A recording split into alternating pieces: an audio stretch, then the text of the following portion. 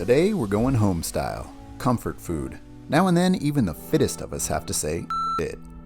And today's that day. These aren't tamales and this ain't no pie, but what you're about to witness is perfection in a casserole dish. Today's recipe, the legendary tamale pie. Don't forget to like, subscribe, and hit that notification bell for new videos each week.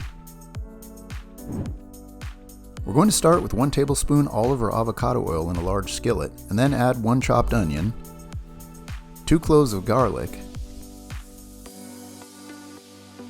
and let those cook for about 5 minutes until they start to turn translucent, and then comes the meat. I recommend using about 1.5 pounds to 1.75 pounds of lean ground beef. Take your time and get that all mixed in with the onion and garlic while it cooks. Oh yeah, that's already smelling nice and we're just getting started.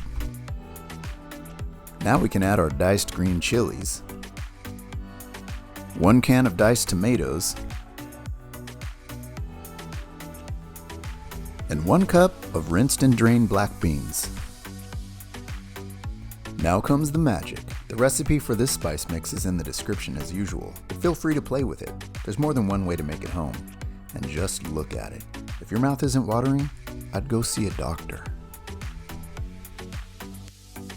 We're going to set our beautiful meat filling aside while we work on the cornbread pie crust. We're going to start with 2 boxes of Jiffy cornbread mix, and let me say, there's no shame in the homestyle game. It's its own genre.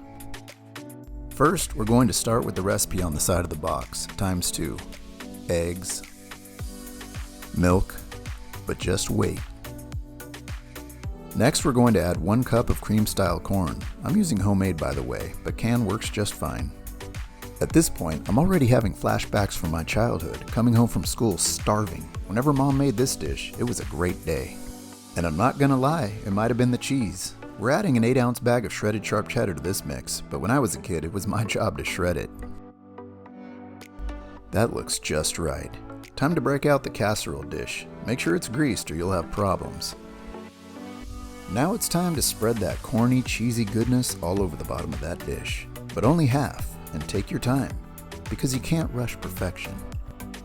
That's what I'm talking about. Hello, remember me? It's time to lay down the meat filling in this masterpiece. And once again, it's all about taking your time. It's at moments like these that I have to restrain myself, as the narrator, from using all the jokes that I'd like to. The struggle is real. Sometimes it's hard to keep it G. Next, we're going to spread out about 1/3 of our second 8-ounce bag of cheese. And then it's time to use the rest of our cornbread mix. I'm not gonna lie, this part's a little bit tricky, but once again, it's all about taking your time. If I can do it, you can do it. And don't feel bad if you have to use your fingers a little bit. If you're not a fan of olives, you can skip this step, but I love them. And of course, more cheese.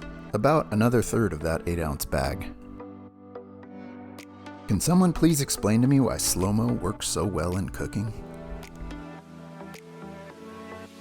Bake at 375 for 35 minutes, and then top with the remaining cheese and cook for 10 more minutes.